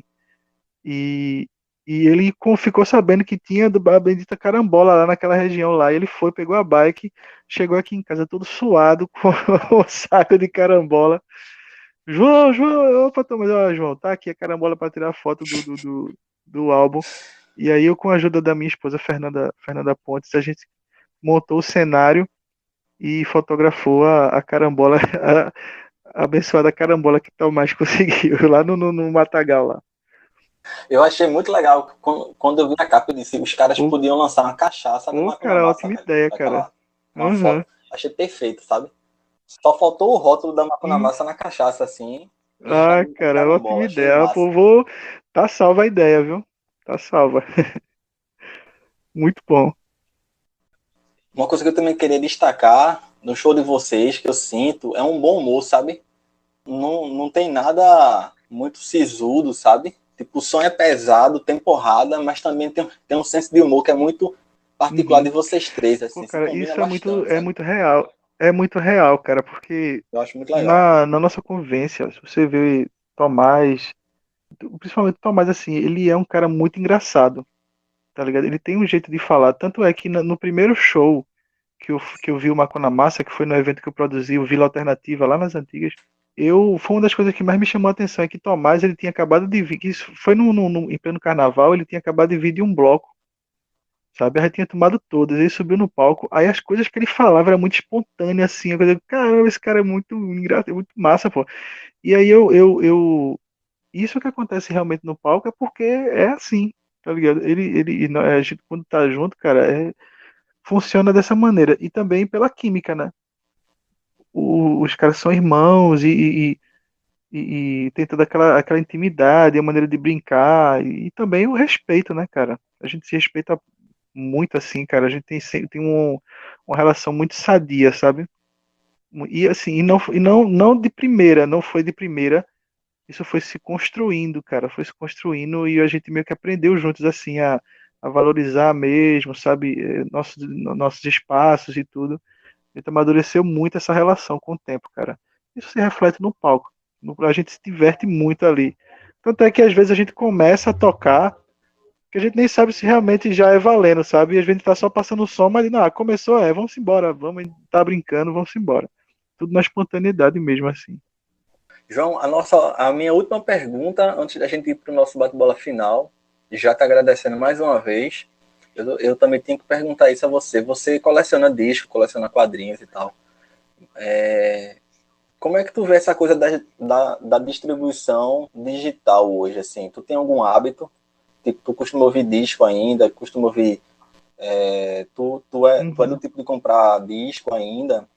Ou tu se aproveita também das plataformas Eu de assim, streaming? Como cara, é que é isso pra tu? o que eu menos escuto é CD. Eu ainda ouço bastante vinil, sabe? Eu não tenho uma coleção muito grande, Jade, mas eu tenho alguns discos bem importantes aqui, sabe? E eu gosto, mas porque assim, porque eu gosto daquele prazer do ritual mesmo. Aquele ritual que quem escuta vinil sabe muito bem qual é, né? De apreciar a capa, de ouvir tudo aquilo que a gente já sabe, etc. Sim. Mas assim, cara, quando eu descobri o Spotify, que eu vi que tinha todas as discografias ali, cara, tudo organizadinho, tudo bonitinho e tal. Eu realmente descobri um prazer nisso, sabe? Eu ouço bastante. Hoje em dia é minha principal plataforma de onde eu escuto música é no Spotify mesmo, entendeu? Mas agora falando assim, em termos de banda, comercialmente pra banda, cara, Eu não sei nem se a pergunta vai nesse sentido também, mas a gente escolheu o Bandcamp para ser a plataforma principal da banda e realmente incrível, cara. Assim, a gente tem conseguido um público muito legal na gringa, sabe? Eu acredito que 90, cara, Que 99% legal, velho. de todo o material que foi vendido no Bandcamp, todas as pessoas que compraram foram do exterior, sabe? E pronto, foi a única plataforma que a gente conseguiu esse alcance. A gente não conseguiu alcance legal no YouTube, pelo menos no nosso canal, sabe? A gente conseguiu num canal gringo também, que pegou o nosso material e postou, despontou assim de visualização, sabe? Na gringa e tal. Mas o Bandcamp é o único que tá dando retorno legalzinho pra Legal. banda. Eu não ia perguntar isso, mas aproveitando o gancho, João, a questão de formação de público, você sente que o público tem muita resistência com banda nova? Como é que é isso, assim, sabe? Você acabou de dizer que tem mais alcance, que vocês têm mais alcance na gringa, por que pareça. Você acha que isso tem a ver apenas com o som ou também questão de hábito de Eu consumo? acho, Como é eu que tu vê assim, eu isso? vou te dizer, Jade, que isso foi uma surpresa. A gente meio que não buscou tanto isso, assim. Naturalmente, as pessoas vieram até a gente, sabe? A gente não tem o hábito, a gente vai começar a fazer isso mais agora, regularmente, que é tipo impulsionar publicações, esse tipo de coisa. Mas a gente não tinha tanto esse hábito e as pessoas vinham até a gente, cara, se comunicando, perguntando mais sobre a banda e tudo, isso em outras línguas e tudo mais. Sabe como é? E terminou, eu acredito, eu também tenho medo até de usar o Entendo. termo errado aqui, mas acho que ficou nichou, vai naturalmente nichou o público, sabe? Foi criando esse meio que esse nicho assim e tal. E naturalmente aquele público ali, X, começou a consumir o lance do Macuna ali, o som do Macuna. Mas não foi que a gente não levou até lá, a gente meio que veio, sabe? Que veio até a gente. A gente colocou lá e esperou pra ver o que é que rolava, sabe?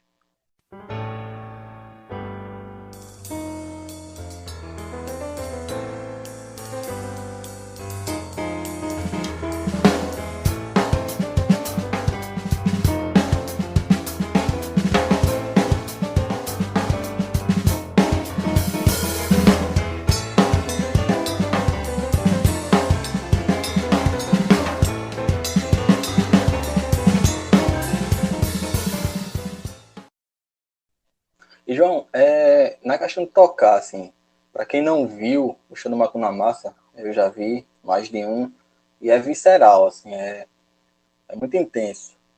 Tu te prepara, tu malha, tu tem, assim, como é que tu cuida da saúde para tocar num bom nível?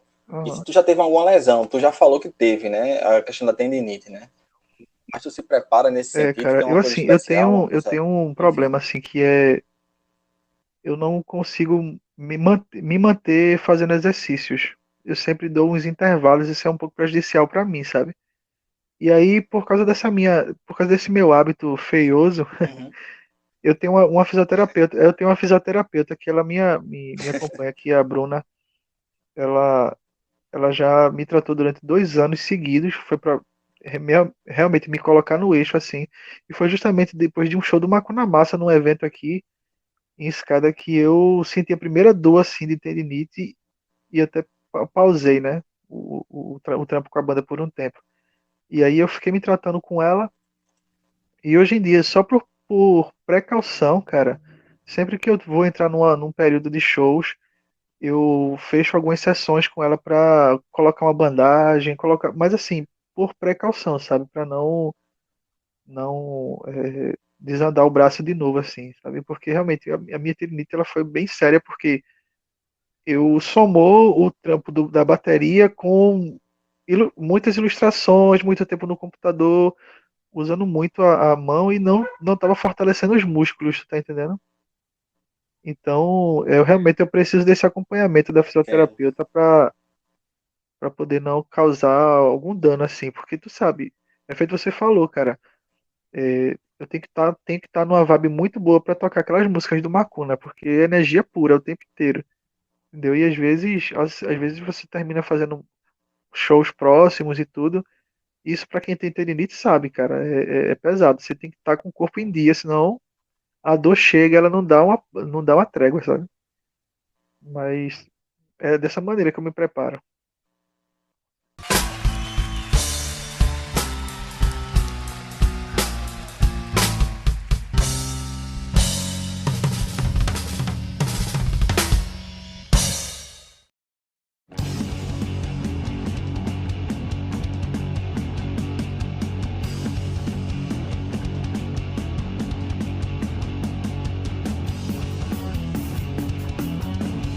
E agora, para encerrar mais um episódio do Repercuta, eu vou fazer algumas perguntas, João. E aí a ideia é que tu não pense muito, sabe?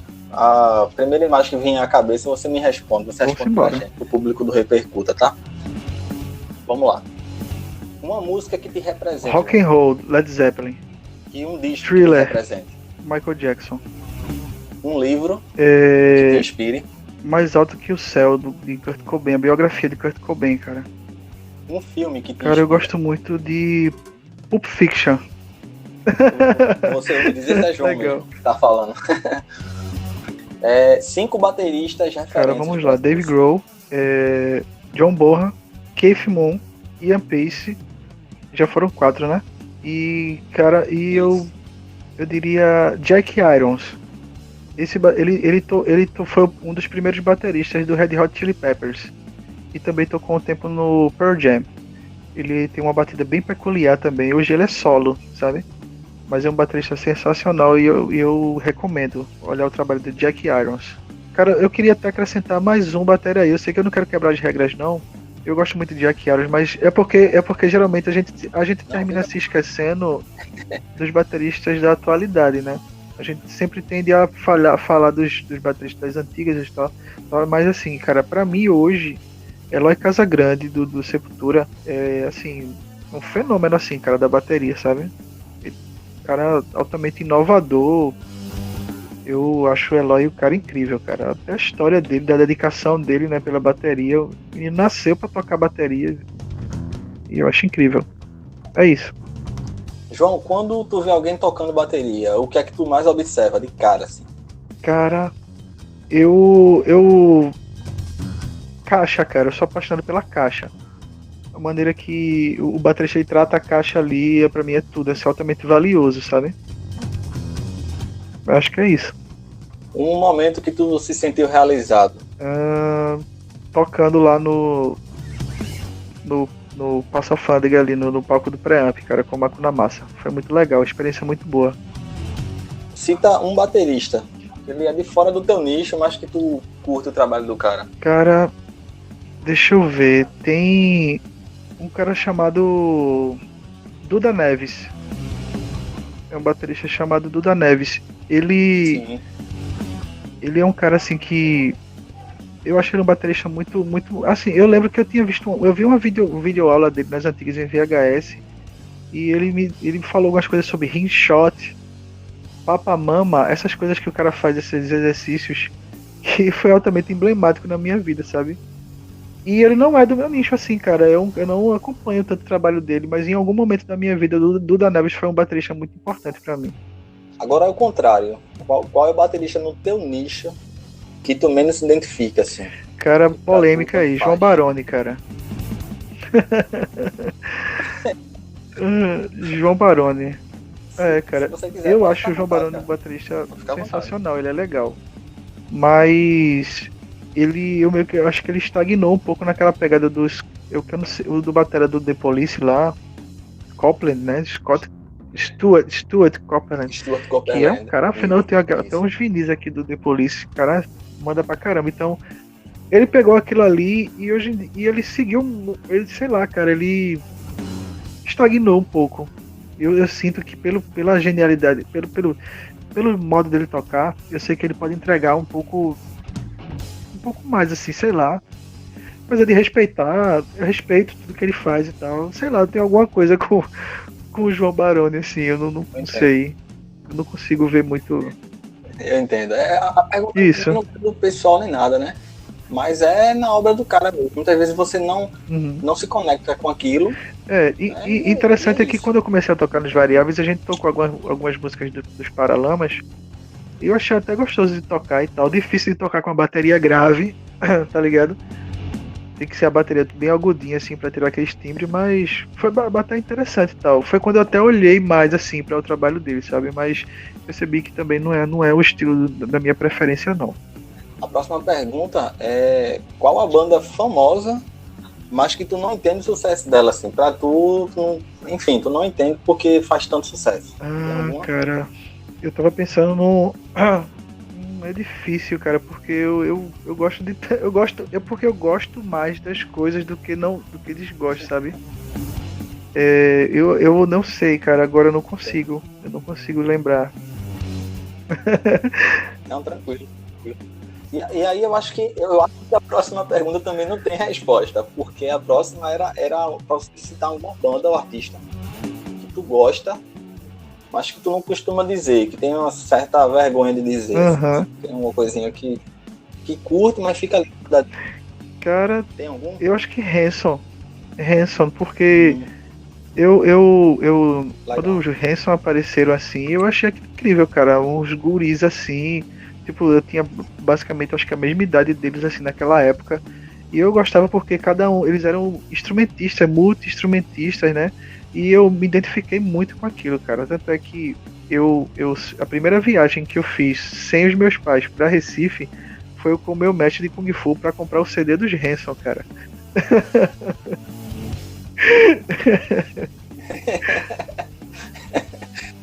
Pois é.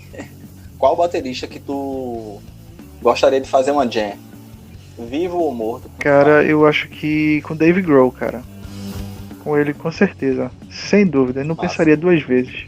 Qual o conselho que tu dá pra quem tá começando agora?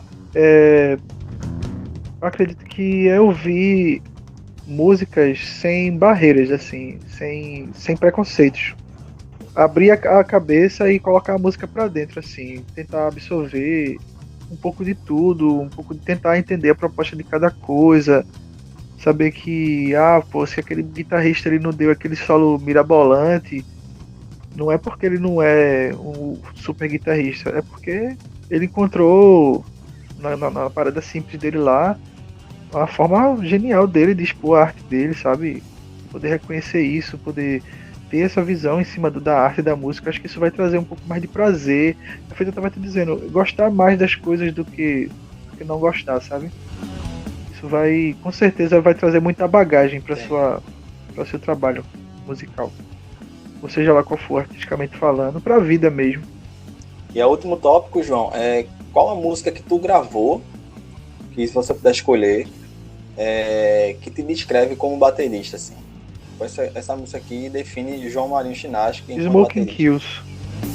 Eu tentei confessar pra tu que é a música que eu mais gosto do álbum. Smoking é Moscou. Isso. Tem umas mudanças de tempo, assim, Pronto, de levada. justamente por isso assim que eu pensei nela, porque eu consigo mostrar várias coisas nela assim, sabe? Aí eu acho que ali ficou meio que um portfólio um pouco assim das coisas que eu gosto de fazer. Então é isso, esse foi João Marinho Chinaski. João, te agradecer mais uma vez por ter aceitado o convite, essa conversa longa, mas que é prazerosa demais. Ainda mais porque eu estou conversando com pessoas que gostam do que faz, sabe? Então dá gosto. E fica o espaço aberto aí para você deixar os teus contatos. Enfim, é um último recado para a galera que está ouvindo Repercuta. Ou se de repente você quiser dizer alguma coisa que eu não tenha perguntado, o espaço é seu. Jade, primeiro assim, cara, agradecer encarecidamente demais assim, esse teu convite, cara, de poder bater esse papo e poder conversar sobre o que a gente gosta, né, cara? Isso é muito, muito, muito legal. E para todos vocês que estiveram aí, cara, acompanharam até o final, os ouvintes do Repercuta, cara, salve super especial para vocês. Confiram lá na página do Macuna Massa. Coloca lá Macuna Massa no Google que vai ter, por todos os lados você vai encontrar todas as mídias. Só existe Macuna Massa mesmo. E meu trabalho de ilustrador tá lá no Transeunte Artes e Música. No Transeunte Artes, galera, eu transito entre essas produções musicais, visuais. É lá onde é o laboratório de ideias também. E agradecer. Eu espero que em breve aí a gente esteja lançando um material novo e a gente tá podendo falar um pouco mais sobre música com vocês. Sim, cara, antes que eu esqueça, eu quero mandar um abraço ultra especial pra galera do Buffalo Lecter. Tá ligado? Essa banda aí sensacional, cara. Eles se tornaram de uma maneira super natural, assim, espontânea, parceiros assim do Maco na Massa. Ansioso pra gente estar dividindo os palcos aí. E também para todos os músicos que me acompanharam durante toda essa minha trajetória aí, de todas as bandas. Todos são meus grandes amigos aí. Um abraço para vocês, galera. Valeu. Valeu. Esse foi João Marinho Chinaski e essa foi mais uma edição do Repercuta. Se acompanha tanto no Anchor como também nas plataformas que finalmente, João, Porra, Spotify coisa boa. me atendeu e nós coisa boa. Vou estar lá, conectado.